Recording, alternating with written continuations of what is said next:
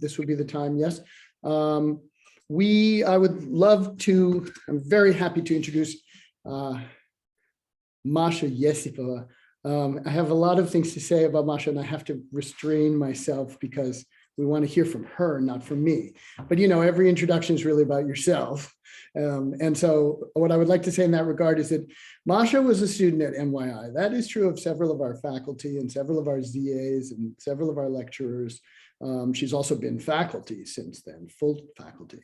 But she's different from the others who were students at VNYI, because I think Masha is the only one, possibly not necessarily the only student, but one of the very few students who can claim to have attended VNYI officially 6 times in a row. We had to go back and count because we couldn't remember. That was 2010 to 2015. And then actually it's more like 10 times in a row because every subsequent summer she was somehow there anyway, more as a guest. And from VNYI, she went seamlessly, taking credit for this, of course, to NYU, where she got her PhD in linguistics. And then she was a lecturer at Princeton University for a year or 2 years, 1 year, don't remember, 1 year. And now she is the Marie Curie Fellow at the University of Oslo, Department of Linguistics and Scandinavian Studies. And she works in semantics and various applications of semantics to realms that are not the ones necessarily typically covered by some formal semanticists. And in fact, some of that is going to be part of her talk today, I believe. I just think it's so great that someone who was a student with us, and then also that you may have noticed on the old website, a video of Masha and another former student, Nina Simushina, doing a sign language translation, live translation into Russian Sign Language of a song from Hedwig and the Angry Inch, The Origins of Love.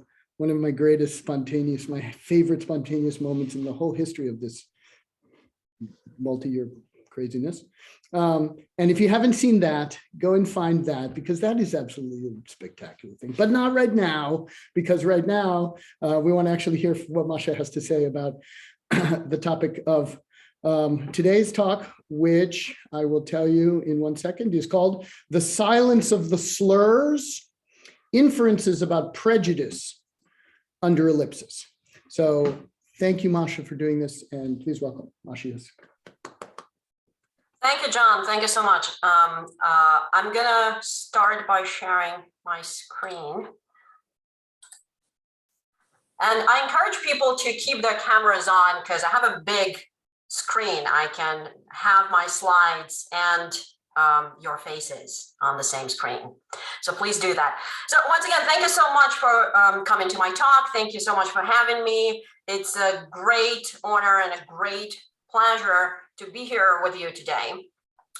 So I also want to apologize in advance. I'm feeling a little bit under the weather. I've tested negative for COVID twice now, so I hope it's just a mild cold.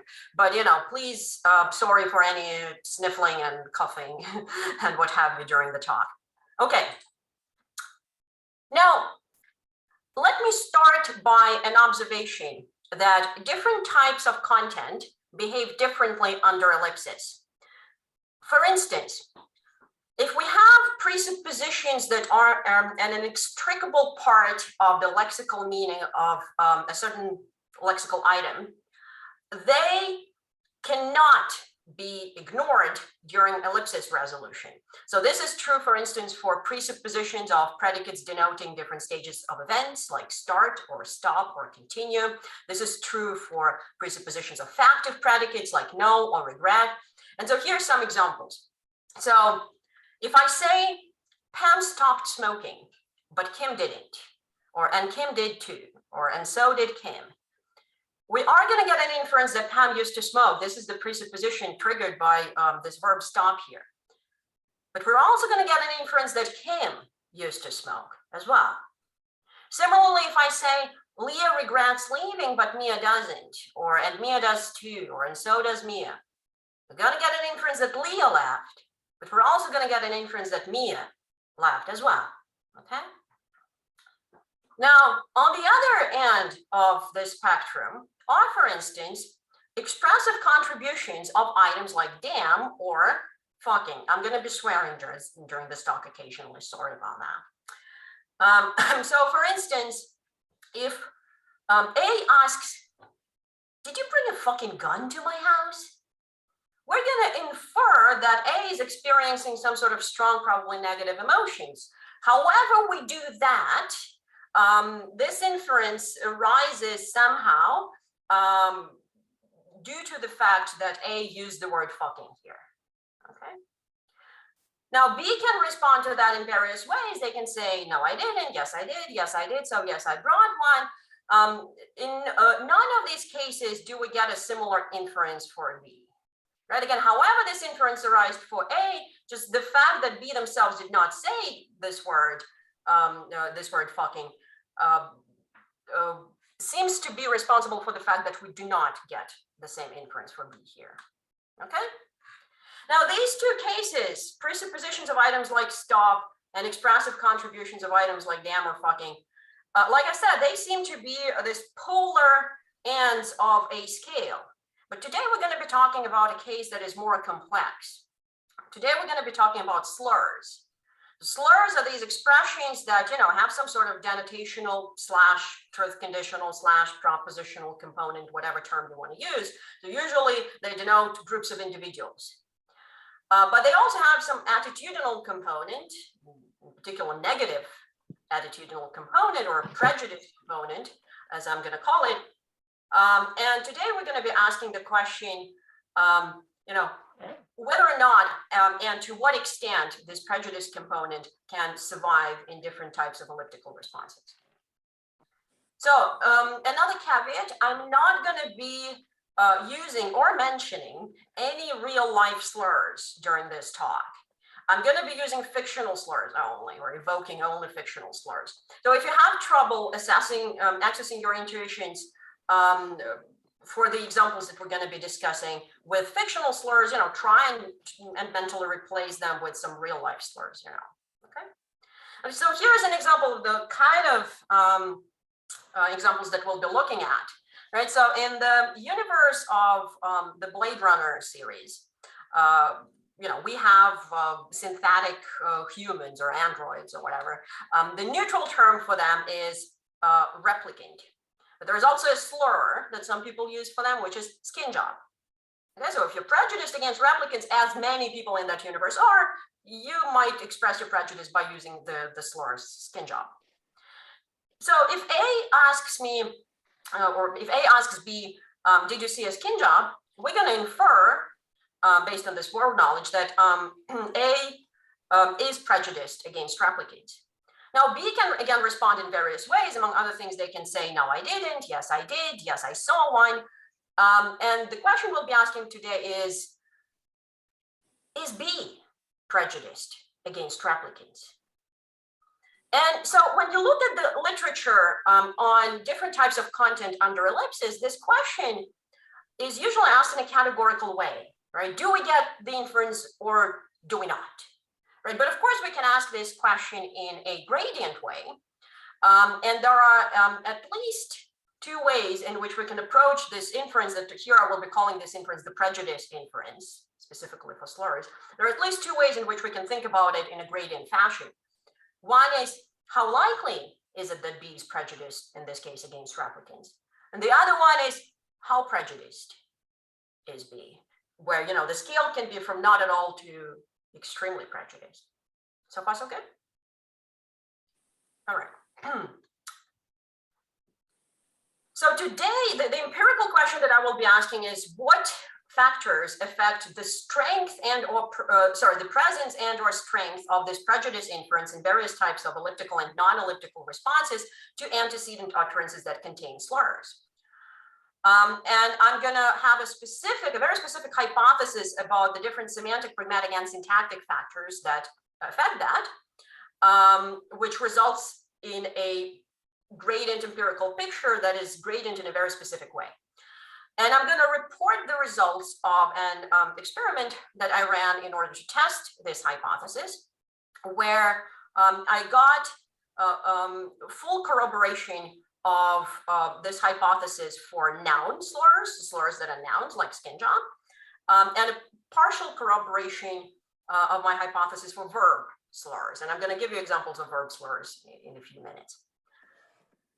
And the conclusion that I draw from that is that, long story short, this prejudice component of slurs is pretty complex. It's more complex than presuppositions of items like stop or expressive contributions of items like damn. And therefore, our semantic analysis of this component should be accordingly complex. So far, so good? Okay. Now, let's start by zooming in on that contrast that we started with between presuppositions of items like stop and expressive contributions of items like fucking. All right, so these are the kind of examples that we have. Now, obviously, there are a lot of differences between these two examples. For one thing, there's a syntactic difference here. In form, the word that triggers the target presupposition, the word stop, is the head of the verb phrase that gets recovered during VP ellipsis resolution or do so replacement resolution. This is not the case for the word fucking in 5. In 5, fucking is an adjunct, maybe, inside a noun phrase that itself is either inside the VP that gets recovered during VP ellipsis or do so replacement resolution, or in the case of one replacement, when we have yes, I brought one here, even if one is targeting the whole NP fucking gun, which is a big if, even in that case, fucking is still an adjunct inside that noun phrase. It's not the head of that noun phrase. Gun is. And then, of course, there's a possibility that, you know, expressives like fucking are late merged or something. So far, so good? So there is a syntactic difference between these two cases. Apart from that, the presupposition of stop in 4 is a presupposition in a very basic original sense. So, you know, the word presupposition has been used in the literature in a very broad way to the point that it's no longer theoretically meaningful to call something a presupposition, right? But presuppositions of items like stop are presuppositions in kind of very old-fashioned way, in the sense that they're preconditions for the at-issue content of the sentence to even make sense, right? Now, this is not the case for the expressive contribution of fucking in 5. We can interpret the at-issue content of the question that A asks in a way that's completely orthogonal to their emotional state, right? The A is just asking, did you bring a gun to my house? And we can respond to that issue content of that question without interacting with this expressive component at all. So far, so good? And finally, and this is a very important point for today's talk, acts of producing expressives like fucking are performative. So what do I mean when I say performative? I mean that the speaker achieves their expressive goals in this case by virtue of saying the word fucking, and cannot achieve these goals without saying this word. If you are angry or frustrated or whatever, and you want to, you know, swear in order to have some outlet for your emotions, you have to actually swear, right? But phenomena like ellipsis or anaphora, they hinge on not saying the word, right? So contributions that are purely performative naturally are not going to be able to be recovered during ellipsis or anaphora resolution because you're not actually saying the word. For those of you who are familiar with the use versus mention distinction, and if you're not, just ignore what I'm going to say now. When I say that this expressive acts of producing expressive like fucking are performative, I'm saying that you use such expressives by mentioning them, and you cannot use them without mentioning them.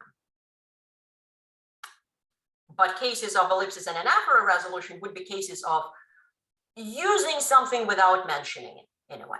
So far, so good. Now, what about slurs? Syntactically speaking, a slur can be the head of a constituent that gets recovered during ellipsis or anaphora resolution. So in the case that in the example that we saw, when someone's asking, did you see a skin job?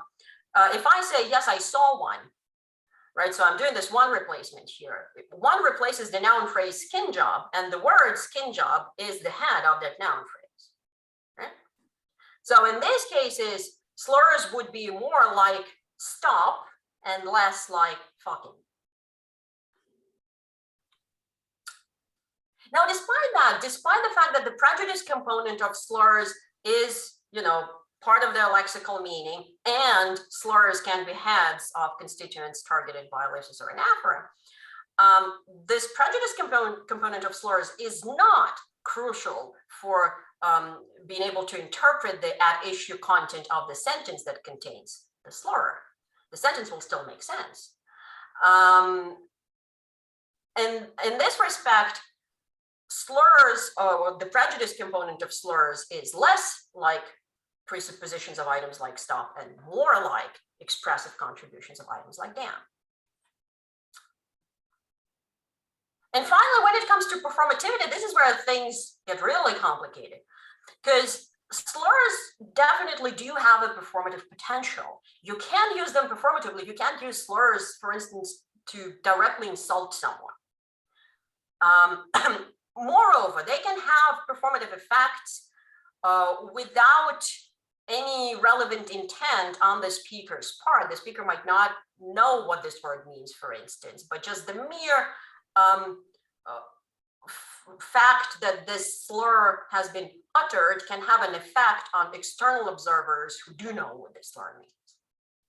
These are again, for people who are familiar with the mention-use distinction, this is what people like calling cases of mention without use. What is unclear, however, is whether this prejudice component of slurs is exclusively performative, right? In particular, we can approach this question specifically by asking, can the prejudice component of slurs be recovered during ellipsis and anaphora resolution when the slur itself is obligatorily recovered? Or again, in other words, we are asking the question of, can we use slurs without mentioning them, specifically their prejudice component? So far, so good? Now, to answer this question, and again, the broader question, empirical question that I'm going to be asking today is, like I said, what are the various factors that affect the presence and or strength of the prejudice inference in various types of elliptical and non-elliptical responses to antecedents that contain slurs? And what can we learn from that about the nature of this prejudice component of slurs? And to answer this question, I looked at paradigms like we have on this slide. So the general setup was that we are in a fictional universe where humans coexist with different fictional races like centaurs, dwarves, elves, and orcs. None of the races is inherently more dangerous to any other race, but of course the social dynamics between different groups can be quite complicated in this universe, and individuals can be prejudiced against different groups, and they can express their prejudice by using slurs that target these groups. Now, all the exchanges within this experiment happen in the context of a criminal investigation. So we have a detective who's human, who's questioning multiple witnesses, who are also all human.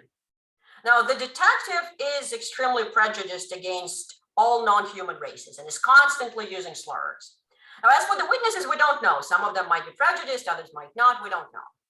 So every exchange is between the detective and a new witness. Right? And we can only infer things about whether or not the witness is prejudiced based on how they respond to the detective's questions. So these are the kind of examples that I looked at. These are the kind of items that I had. All right, so we have this slur, or this word tusky, that is used as a slur for orcs. And so the detective is asking the question, did you see a tusky? And then there are 5 ways in which the witness can respond. They can say yes, which is a bare particle response. Yes, I did, a VP ellipsis response. Yes, I saw one, a one replacement response. Yes, I saw a tusky. Here the witness is repeating the slur. And yes, I saw an orc. Here the witness is kind of replacing the slur with a neutral term in their response.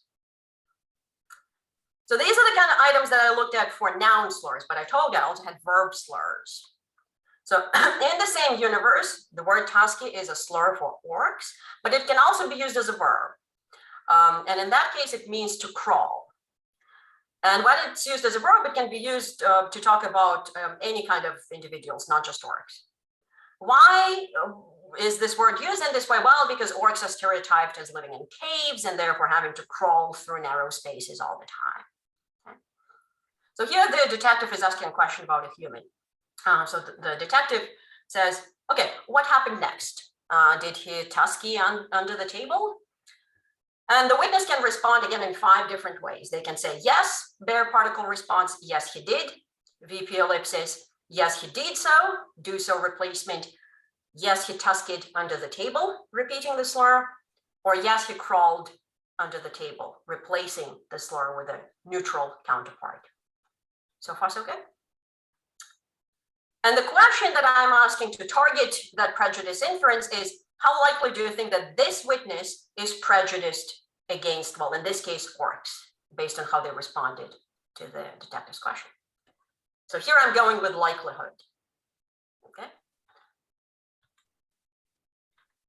And going in, I had the following hypothesis. There are many components to this hypothesis. First, I maintained that slurs do have performative effects.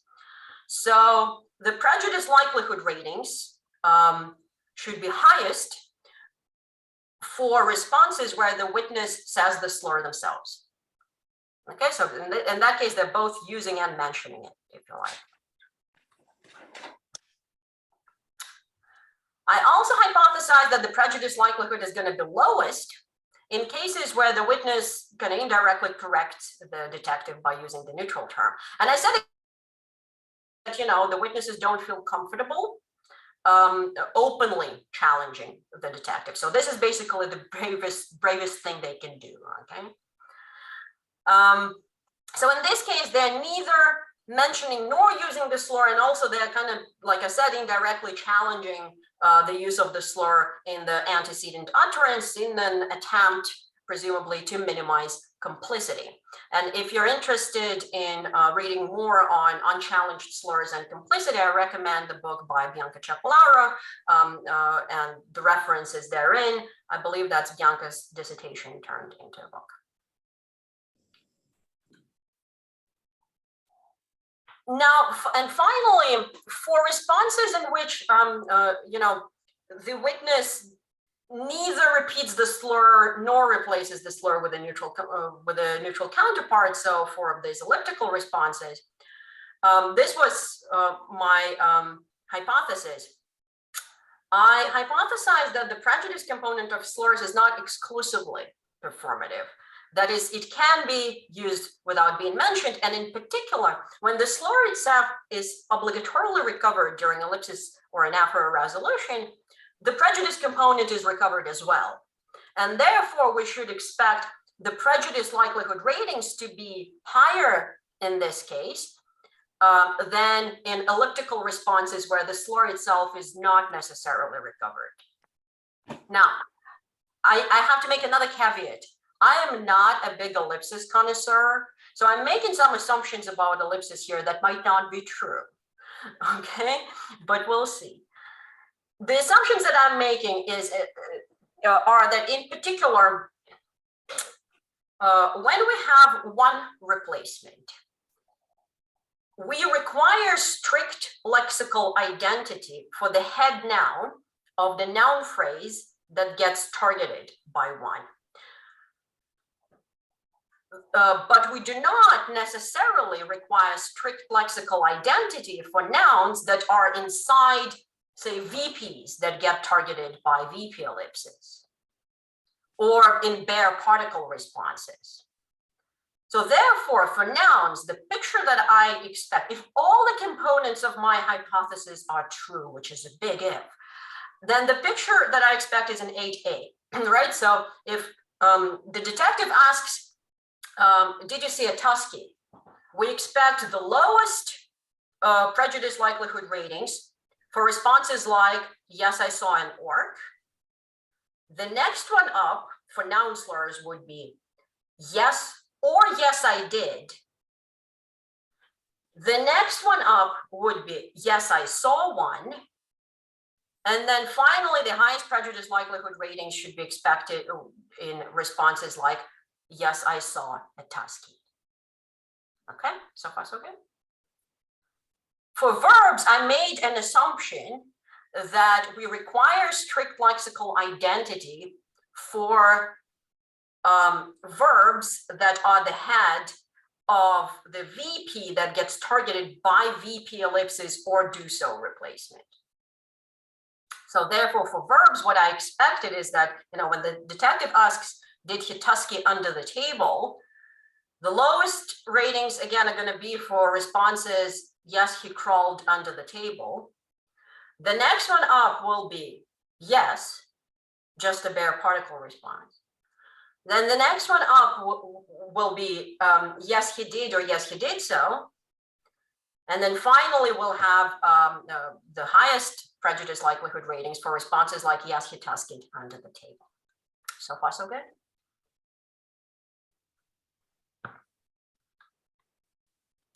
Now, there were two additional considerations or concerns I had going in. One was that I kind of expected verb slurs to be harder overall to intuit about than noun slurs because there are no perfect English counterparts of the kind of fictional slurs that I had in my experiment. Of course, in English, you can turn any word into a verb, but the semantics of such verb slurs is not going to be exactly the same as we had in this Tusky crawl kind of pair. I also expected that verb slurs are probably going to be overall somewhat less offensive, quote unquote, so they're going to result in maybe lower prejudice likelihood ratings, at least in some cases, due to the less direct link between their meaning and the targeted group. Because of that, I did not plan any direct comparison of noun slurs and verb slurs. So essentially, I was running two experiments simultaneously, independently, for noun slurs and verb slurs. I also thought that maybe in this kind of charged context where we have this very large gap in the power dynamics, that maybe because the opportunities for challenging the detective are going to be, for minimizing complicity, are going to be limited. I kind of expected that maybe for some people, a strategy to minimize complicity would be to say as little as possible. Basically, the shorter your response, the less complicit you are. And I was afraid that this was gonna maybe obscure some of the contrast that I was looking for. Anticipating a little bit, I don't think this was the case. So even if this consideration does apply, I don't think it has affected the results. So far, so good. Just a few more words about the method. So to sum up, there were 10 conditions, but essentially there are two different experiments with 5 conditions each. So 2 parts of speech, noun slurs and verb slurs, with 5 types of responses for each part of speech. The items were similar to the ones that you've seen. I had 4 race slur pairs, centaurs with the slur being hoofy, dwarves with the slur being stunty, elves with the slur being leafy, and the already familiar orc tusky pair. So for each condition, I had 4 potential items, but every participant only saw 2 items per condition, plus 2 attention checks. So the instructions describe the universe in a way that's similar to how I described it to you. And the way the participants assessed the prejudice likelihood was by dragging a slider on a scale from not at all likely to very likely.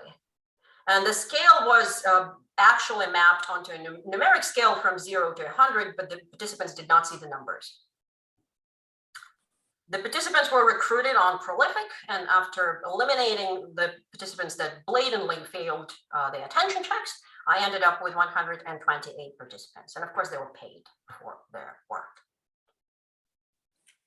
So this is what a typical trial looked like, right? So we have our, so the universe was described in the instructions before the trial. So here we just have the context for how a certain slur is used. So here we have a verb slur, and we have the word stunty that's used as a slur for dwarves. It can also be used as a verb, meaning to fall, because dwarves are stereotyped as clumsy and constantly falling.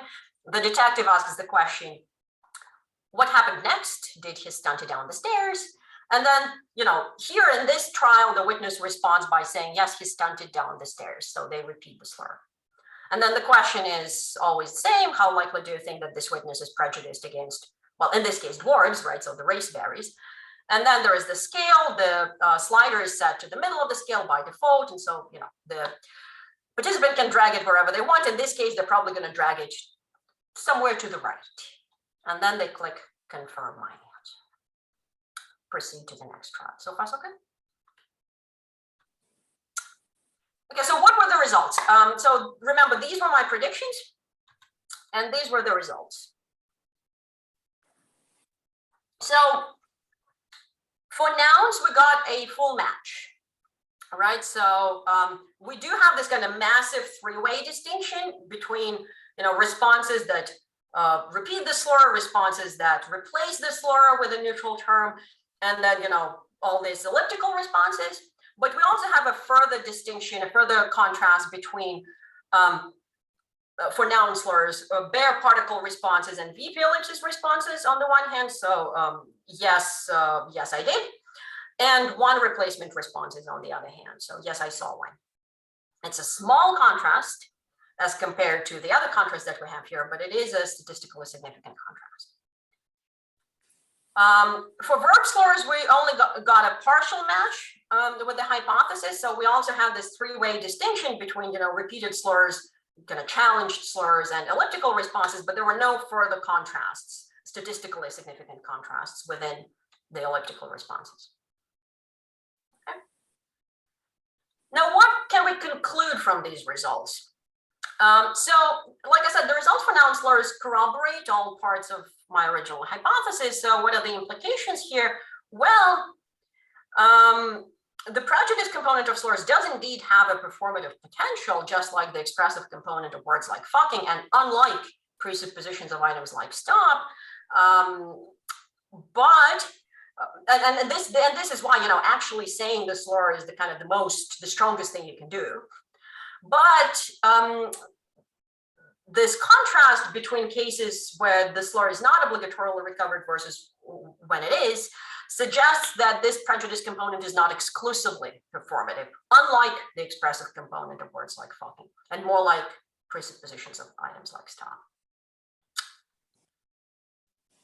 And this suggests that when we devise our formal analysis of slurs, in particular their prejudice component, we cannot fully assimilate them either to presuppositions of items like stop or expressive contributions of items like fucking, however we analyze those two.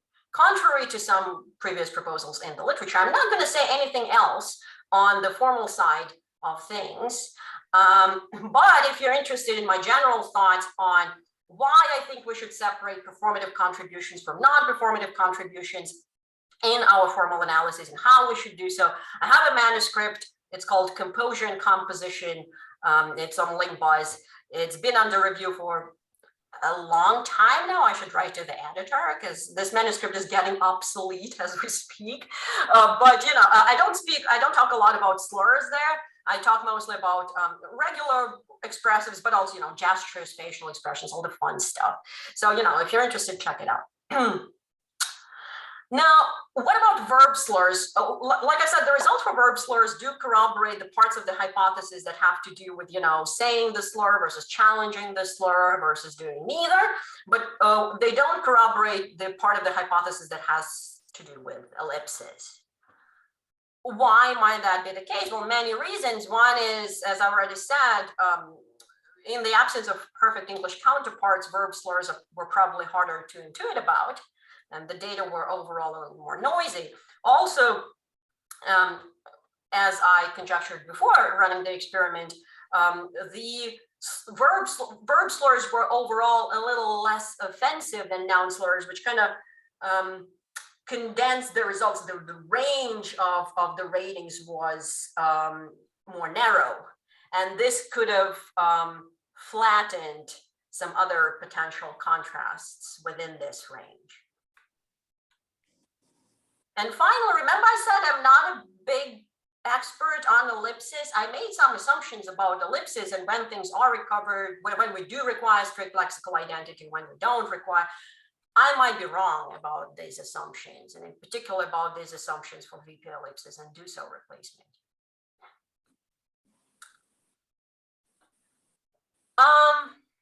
Very quickly, I'm going to go over the limitations of this study and what we could do differently in potential follow-ups.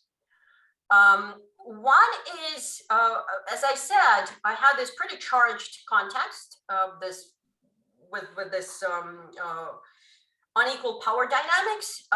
This was done by choice. Like I said, I wanted to kind of narrow down the possibility space for the strategies of challenging the detective's use of slurs. But I believe one of the consequences of that was that I really made this contrast between challenged and unchallenged slurs very, very salient. And all other contrasts were potentially less salient in comparison to this contrast. And this, of course, can be changed in follow-ups. I also remember I told you there are at least two ways in which we can think about the prejudice, inference, and gradient terms. We can think about it in terms of likelihood versus intensity. My question was about likelihood. I could have asked a question about intensity. I could have asked both. I do, however, suspect, and this is also, I think, that how I myself intuit about these examples, is that probably many of the participants were kind of assessing both cumulatively when using that scale, because it's a little hard to disentangle likelihood from intensity in this case. But, you know, it's a speculation. I also could have given people more context and examples of how verb slurs are used. I didn't want to overwhelm my participants with that. But, you know, in follow-ups, if you really want to zoom in on those verb slurs and see if we can get more contrasts, this can be done. I also have things to say about the concerns about the quality of data coming from platforms like Prolific or Amturk. I'm not going to elaborate on that. If you're interested in my thoughts on that, I don't know, contact me directly. So I've had experience by now with both Amazon Mechanical Turk and Prolific. And of course, in potential follow-up studies, we can look at additional syntactic configurations. We can look at other types of content, for instance, pronoun inferences, in particular when it comes to gender and pronouns. We can also look at other languages. It would be interesting, for instance, to look at Russian. Russian has different types of ellipsis and different types of fragment responses. And also in Russian, you can look at root slurs versus suffixes that attach to neutral terms and make them slurs, which you can kind of do it in English in some cases as well, but in Russian, it's a little more systematic. So yeah, there are a lot of other fun things you can do in follow-ups. And I want to wrap up, and I want to conclude with a shameless plug. Sorry, John. We talked a lot about performativity today. I'm organizing a workshop on performativity at the University of Oslo. It's going to happen on June 3rd, 2022. We're going to have it's an interdisciplinary workshop, one day, people from linguistics, philosophy, primatology, musicology, you name it. We'll have 5 invited speakers, and we will have a poster session with a round of lightning talks before it, and we invite abstract submission for the poster session. The deadline is March 1st. You can find more information on the workshop's website, perforum.github.io. Please spread the word, submit your work, and encourage your students to submit their work as well. Okay, this is all I have for today. Thank you for your attention. I'm looking forward to your questions, and I'm going to unshare my slides.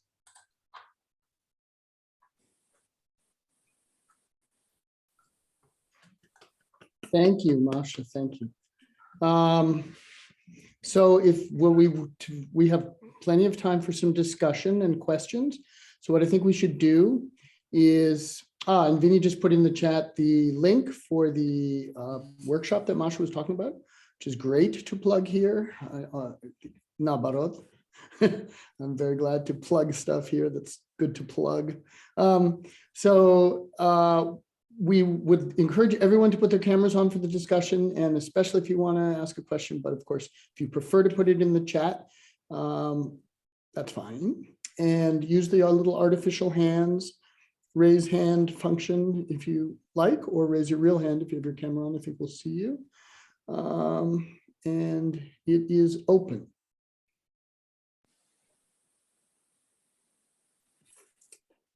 Am I taking who's taking questions? I'll do it, but it doesn't matter. But I see that we all see them. So Tatiana and then Vinny are the first two.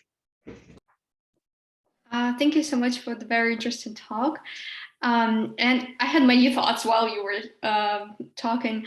One of them was, did you take into account the potential attitudes towards orcs versus elves? Because I felt like, oh, it's easier to insult an orc than to insult an elf. So this sort of real world mapping, so to say. Yeah, I mean, I thought about it. This was a consideration, but because I mean, obviously I coded for the type of item, and I can tell you that the type of item did not have any statistical effect. Statistical effect. Yeah, so maybe for some people that was a consideration, but you know, in the grand scheme of things, that didn't seem to matter. Yeah, thank you. And the other question was, so the answers were only yes throughout the whole experiment. Okay. Correct. And this was also done by choice because I wanted to avoid any complications having to do with metalinguistic negation. Right? Thank you. Because when the person says no, you don't know what they're objecting to. They might as well be objecting to the slur that you use. Yes, thank you. Yeah, thank you so much for the questions. Vincent. So thank you so much. That was super interesting. I found it really cool to like, especially that there is a parallel of like these fictional slurs that you can use. So it is obviously much better. But when you were talking about sort of like the different, when you were talking about the probabilities of, I forget the exact term you used, but the probability of them being, you know, having a bias toward prejudice likelihood. Yes, prejudice likelihood. So I was thinking when you said like the relationship between the detective and the person who, whether they repeated the slur or not, how much it would have differed if you included an option where they said, no, I didn't see one, but I did see whatever the representative group is. So no, I didn't see a skin job, I saw a replicant or something like that. So drawing like a semantic difference between like, no, I prefer not to associate this word with this group. Do you think that would have like changed anything statistically in the, or any in a meaningful way? I'm fairly certain it would, right? I would imagine we would have, I imagine such responses would have floored, basically. I mean, if you see like my, if you look at the actual numbers and the absolute ratings, I think the floor was around 20 for both nouns and verbs. The ceiling was around 80. In my experience, this is not the first experiment I do with a scale like that from 0 to 100. In my experience, this is what you're going to get. Very few people are going to go for 0 and 100, right? So I think if I added more options, in particular, this kind of openly challenging the detective on their use of the slur by saying, no, I didn't see whatever a tusky, I saw an orc. This would be an even more direct challenge than just replacing the slur with a neutral term. I would expect that would have become the bottom, right? And then everything else would probably kind of scale up. But I wanted to, because I had a specific hypothesis, right? I wanted to only use as many types of responses as I needed. And I already used more than I needed, I think, maybe for verbs. I don't know. I wasn't sure. And adding more types of response. And this is also why I introduced this kind of charged context and told my participants explicitly, look, these witnesses do not feel comfortable directly challenging the detective, regardless of their beliefs, because I wanted to make sure that I maximize contrast within the scale. Right. Does that make sense? Yes. Thank you. Thanks. D-Strap. Thank you. Thanks, Masha. It was a lovely talk. I had slightly going on what Vinny was saying, just an additional thought on that and question, what if the participants were, instead of just the options of the slurs that you gave for senators and all of that, what if they were given the option of also perhaps choosing their own term as well? Maybe they might have felt like, for example, I think for senators, sorry, I can't remember it now, but I think it was a hoofy or something. If they felt maybe that wasn't inappropriate, that wasn't as strong or something, they felt something else would have been better to use in that context maybe than that. Yeah. Can you give an example of what you have in mind? I'm trying to understand. I'm trying like an even stronger slur someone is suggesting, I think, or like a different slur. It's sort of, yeah, like I don't know, like if you gave them, I was just thinking, because you gave the detective scenario and I thought, well, if you gave them maybe a certain context in which they, you know, they had to use a certain slur for that creature, what would they kind of think that might be too neutral a term maybe to use than something else that they might feel might be stronger. I can't think of one right now. I've been trying to, but yeah, so I just wondered if that might kind of change their thinking on that, and their options might change dependent on the context and stuff that they would have to use that to. Yeah, I mean, again, I'm not like entirely sure what kind of examples you have in mind, but I mean, my general response to is, yeah, I think the more options you introduce, the more distinctions you'll get. And if you have like stronger slurs versus weaker slurs, I would also expect a distinction. I would also expect distinctions based on other factors. Remember, I said, you know, the detective and the witnesses were all human in this setup, because again, I wanted to kind of minimize potential variation there. We can start thinking about what if the witness was the member of the group that the detective used the slur for? What if they both were the members of the group? And this is a very different context, right? Because one use of slurs is, for instance, you can reclaim slurs, right? I'm not going to say any slurs, like, I promise not to use any real life slurs, but you can think of some examples of reclaimed slurs. There's been some recent work, for instance, by Heather Burnett on a slur for lesbian women that is used differently within the community, right? So that would most certainly change things for sure. I don't know if it addresses your question or if you had something different in mind, right? But again, and I think you can look for all these things in follow-ups. I think this kind of, I think one nice thing about this experiment, if I may praise myself, is that, you know, we're testing things methodologically here. And, you know, going in, I wasn't sure if I would get any meaningful results, especially with fictional slurs, but I did get some meaningful results, right? So now we can hone this tool and we can apply it, a similar setup to answer all sorts of related, to ask all sorts of related questions. Yeah. Sorry, I don't know if this answers your question. No, yeah, it does. Thank you. No, thank you. John, you have I think it's actually possible now to raise your own hand, even when you're host. That didn't used to be true. Really? So, okay. Yes, I'll call on myself unless somebody else. Actually, the point that just came up about the fictional slurs versus the real ones. And of course, I totally understand all the issues with using the real ones in the experiment or in one's discussion of it or anything like that. But I felt when I was quickly in my mind going over the examples you presented that I had almost no judgments at all. because these aren't slurs for me, right? What I don't even remember what the word was for the orc. And also, I'm not really familiar. I mean, I know what Blade Runner is, and I know that there's the, so I know what that could be a prejudice. But I have none of, so prejudice, prejudice and slurs are not good things to have inside you, but we're testing how they work.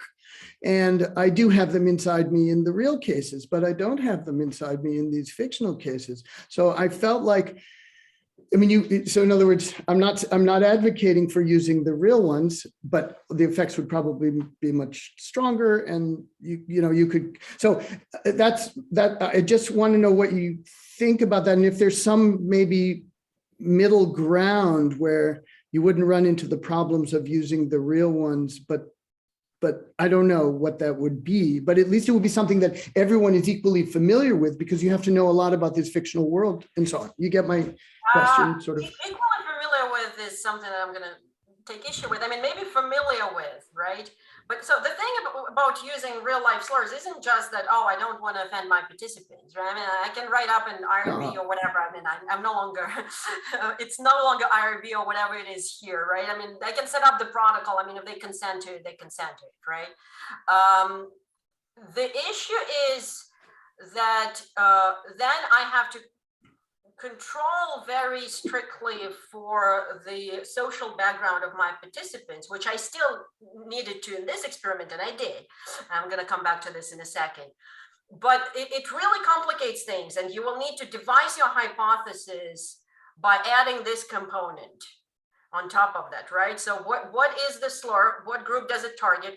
Who produces this slur? Where does the participant, what kind of backgrounds does this participant come from? So at this point, I mean, it's not like it's not doable. It's just going to be much more complex. And it's certainly not something I will just throw on Prolific and be like, I'm just going to have a lot of participants and I'm going to get some results. So it's very much a pilot study in this respect. Now, I did collect some basic demographic data. I also see questions about like gender in the chat. I did collect some basic demographic data from my participants on gender, race, and ethnicity. Most of the participants, because the choice of platform also matters, most of my participants are from the UK and the US. I didn't, there was no age also. Among the demographic information that I collected, I didn't see any effect of any of those on the results. But I also want to point out that, once you start throwing so many factors into your model, things become kind of iffy, right? It's not a given that these things did not actually have an effect in my experiment. Right. But there's a factor that's here that's not a factor with the real slurs, which is that I don't have, maybe it's just, but maybe we don't have the same kinds of instinct and judgments about them that we do. I mean, I personally for better or for worse, for better or for worse. I personally don't have very strong judgments for fictional slurs either. I just replace them in my head with real life slurs I'm familiar with. And I don't know if that's what the participants were doing. And this is another kind of downside. It's both, it's just something that you need to be aware of, right? So you don't know what the participants are doing when you're giving them, well, anything. We never know what our participants are doing. But when you're giving them fictional slurs, you don't know what they're doing and what kind of slurs they will be replacing them in their head. But if they're doing that, if that's the strategy they're using, I at least assume that they're using the slurs that they are familiar with and have intuitions about, right? And I'm not making assumptions on what slurs they are familiar with. You know what I mean? Yeah. It's interesting. Thank you. Yeah, Polly. I have to unmute, I guess, or can you hear me? Unmuted. You have successfully unmuted yourself. Okay. So yeah, I'm out of my league here, of course, and still it was really interesting. And I wanted to just make a comment about what John and you were just talking about. It seems to me that if we're talking about the way the methodology design or something, I don't know what terms you use here, it really made sense to use this hypothetical world, because prejudice is something that we all have. I think we agree on this, but most of us don't want to admit that we have this and experience it. And it's when you're, using hypothetical examples, it's not as painful to admit that you actually know how prejudice works and in language and in life. And I mean, there would be so many other factors that come into play if you were using like real life slurs. I don't know, so many hesitancies on the part of the people who are participating, and it just suddenly gets enormously complex. And when you are talking about this hypothetical world in these terms, it's much easier to just replace those prejudices that you secretly have but don't want to admit with these terms that you provide in the. That's just my. No, I just want to say I'm not advocating using the real slurs. I'm just wondering about other alternatives, other ways. No. I I understand. Yeah, I know. Yeah, how to get these to act as closely as possible to those. Yeah, I mean, I very much agree with both of you. I mean, as in, I think these are just the things that we need to think about, right? But I think as kind of the first attempt, at least it was the first attempt for me, right? I thought that using fictional slurs will give me kind of at least an illusion of more control over my own experiment. You know what I mean? So yeah, I mean, there was something else, Polly, that you said that I wanted to respond to, but I forgot. Sorry, it's like 8 p.m. So I'm like shutting down. But yeah.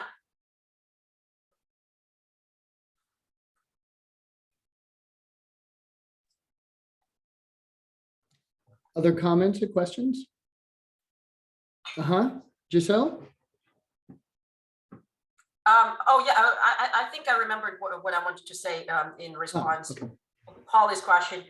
There is a way to combine the two. Remember, in a way, it's not going to be the same experiment. But remember, I mentioned suffixes, right? You can have fictional roots and then real life suffixes, like in Russian, like the suffix is one that I have in mind, right?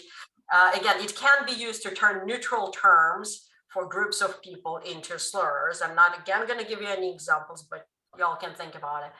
And I wonder if we take fictional roots and real life suffixes, what's going to happen? Cool. I think Jezreel had a question. Yes, thank you. This is very interesting. I'm on the ellipsis side, so I have some questions. I found this very, very thing. It seems to me though that all the cases, even when we have VP ellipsis and the slur is in the complement position, it's recovered somehow, because it seems odd to say, did you see a Tusky? And the answer is yes, I did, but whatever I saw was not a Tusky. There is a complication. It seems that it's odd, but for some reason, if I say yes, I saw one, but whatever I saw was not a Tusky, I think it's stronger. The idea that so thank you for your question. Thanks for bringing it up, because I think this might have been unclear for other people as well. What I was talking about here, when I was talking about being recovered, I was talking specifically about strict lexical identity. So it's not that you're just recovering the whatever. I mean, because identity under ellipsis is such a complicated topic, which is why I'm not an expert on ellipsis, right? But you can think about semantic identity just in terms of, propositional content. And of course, that you still require. Obviously, when you're saying, yes, I did, I mean, you are acknowledging that you've seen an orc, right? The question is, do we require strict lexical identity? Do we have to have the exact same root, right? And this is one of the questions that people in the ellipsis area ask.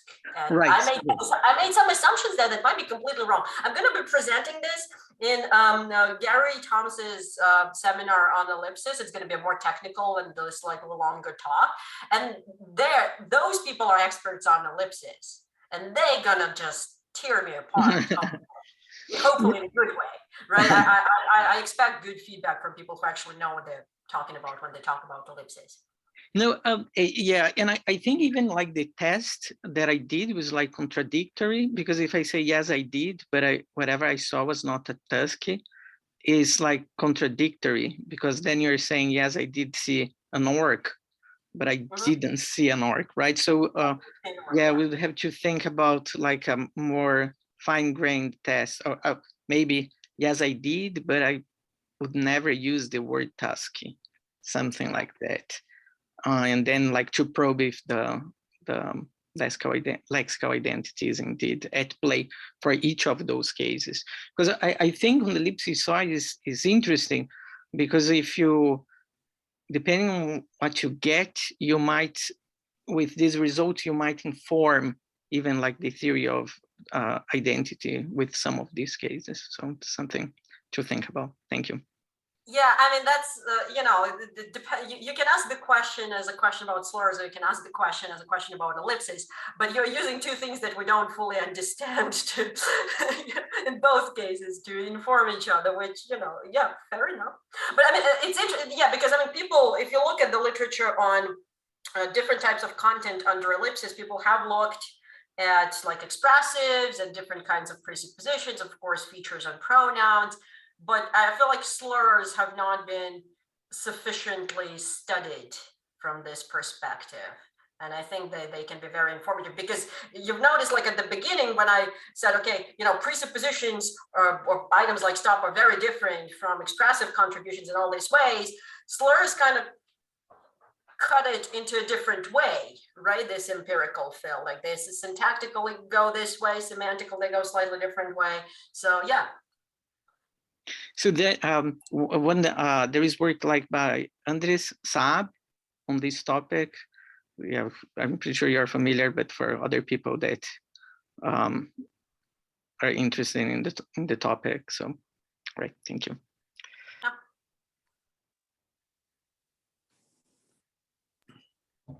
Any last comments or questions? Anybody? Let us thank our speaker. Thank you, Masha. And if you'd be willing to share your slides, we'll post them in the general lectures. Yeah. Don't worry about it now. Anytime we'll get it to you, get it to them so they can take a I'm look. going to share them now, and I mean they're going to be on my website. They are already on my website because I just linked to my website. But yeah, I mean, absolutely, feel free to email me as well for this one. Okay. Thank you so much. Thanks, everybody. Have a good morning, afternoon, evening.